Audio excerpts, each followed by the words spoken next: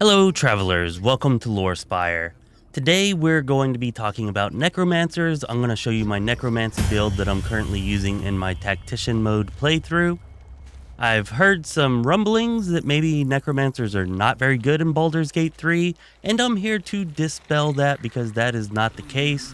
They may not have the sheer power of, say, an evoker or something, but the undead that they can raise are more powerful and deal more damage than the undead that anybody else can raise, and they can raise more of them. Okay, there's a lot of usefulness and versatility and damage involved in all of that.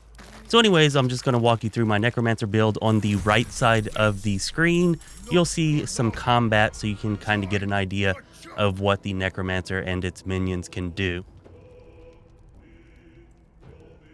Okay, so starting out at the beginning, I like to choose human because human can use shields. They start out with the shield proficiency, and so that's just an easy way to gain 2 more AC, and since staves are one-handed in this game, you can still use them no problem. Alright, for the background, I chose Dark Urge. Choose whatever you want though for your background. Now for your starting spells, we're going to take Poison Spray, Light, just because Light is super useful and helpful in this game.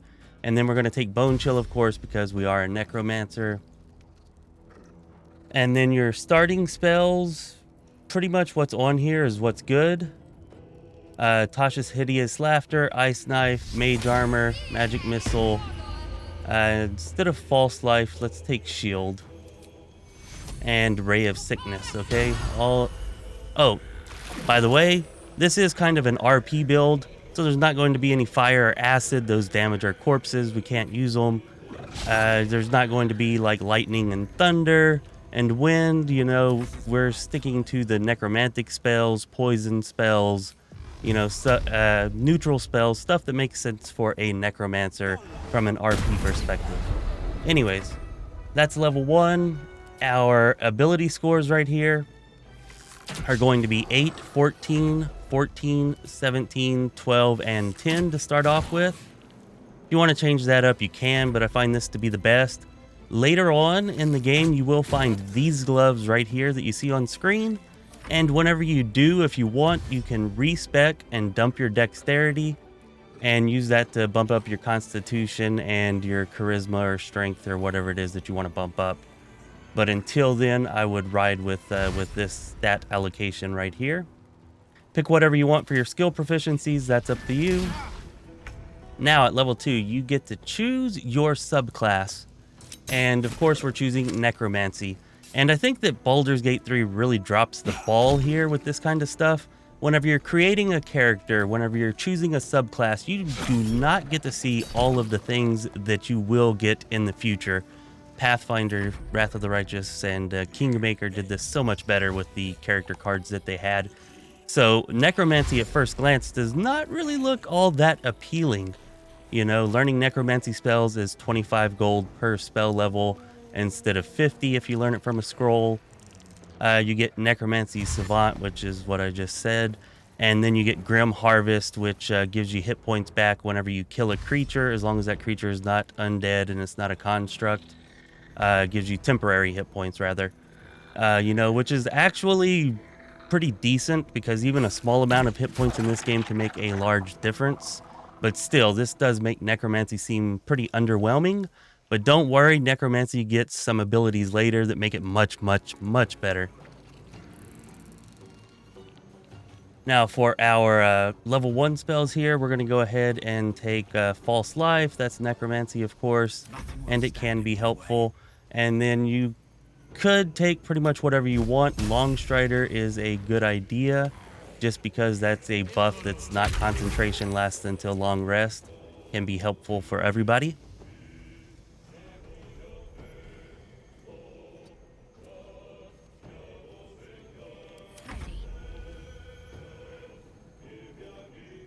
Okay, now at level 3, of course, we get level 2 spells. And here we're going to take Cloud of Daggers. I consider that a neutral spell. It's extremely powerful. Even later in the game, it's still pretty decent. So yeah, we're going to go ahead and take Cloud of Daggers, and we'll take Ray of Enfeeblement, since that is a necromancy spell, and it actually can be pretty helpful at times.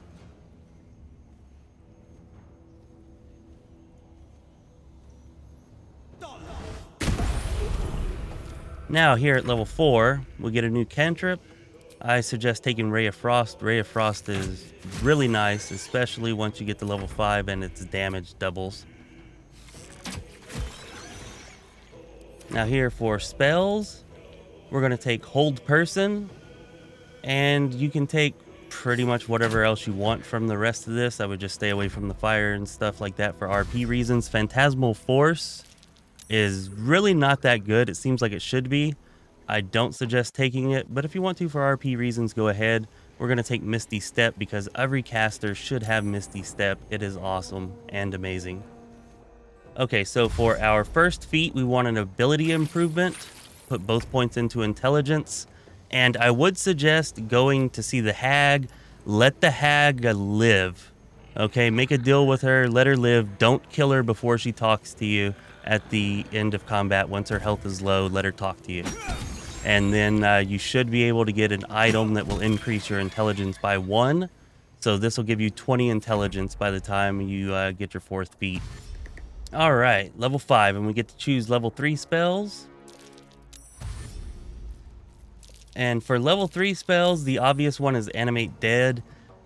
Now, you do actually get Animate Dead for free at level 6, so it's up to you if you want to take it here or not, but personally, I would take it because that's what being a necromancer is all about. And yeah, so we're going to take Animate Dead, and we're going to take Counterspell. Counterspell is extremely powerful, and to me, it's very necromantic, despite being Abjuration. Anyways, Counterspell, very good. Let's get that.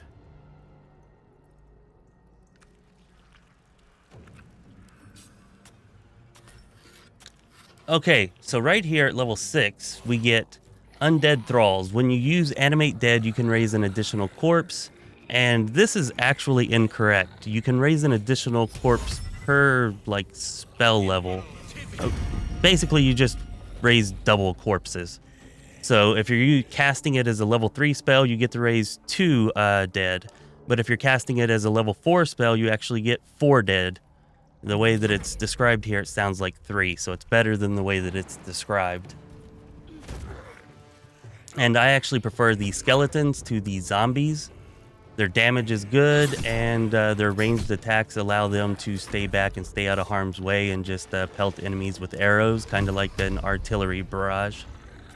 Anyways, we also get Undead Thralls, and this right here is what really makes the Necromancer much better, along with additional undead, of course. So we get better summons, and we get additional undead. The better summons are creatures created with Animate Dead, have additional hit points equal to your wizard level, and your proficiency bonus is added to their damage.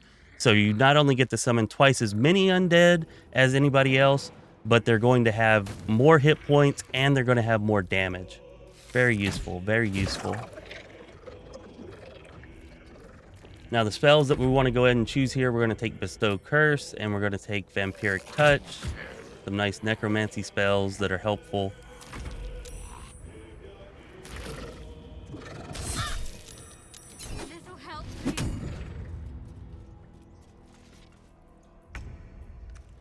Okay, now at level 7, we're going to go ahead and take Blight.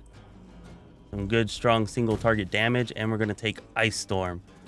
Some good AoE damage.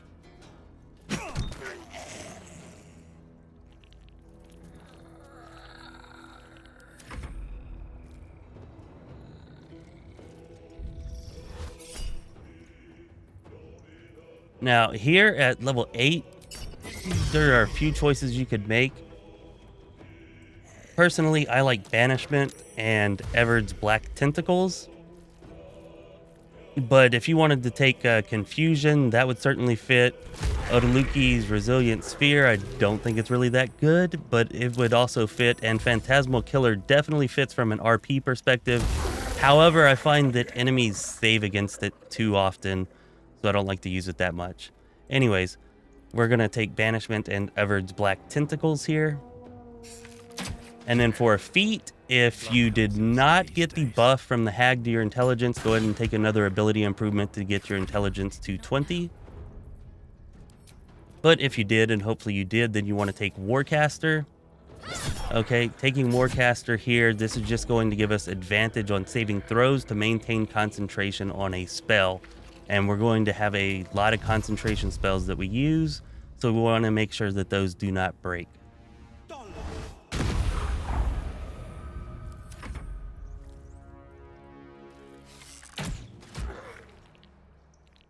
Now at level 9, we're going to take Cloud Kill, definitely classic Necromancer spell. You could take whatever else you want here that kind of fits. Hold Monster, not a bad choice. Dominate Person, not a bad choice. Even Planar Binding, maybe not a bad choice. But for me, Cone of Cold is the best choice here. So yeah, Cloud Kill and Cone of Cold. Now at level 10, we get to choose another cantrip. And really at this point, take whatever you want. We're going to take Minor Illusion just because it can be helpful in gathering enemies for an AoE. And then for our spells, we're going to go ahead and take Dominate Person and Hold Monster. Okay, now here at level 11, we need Circle of Death. We are a Necromancer. Circle of Death is a must. So we're going to go ahead and take that. And then there are some other choices here. Take whatever you want. I like Disintegrate, I think, the next most. But we also have Create Undead here. And we're going to go ahead and take that because we are a Necromancer. And then at level 12, we'll go ahead and pick up Disintegrate.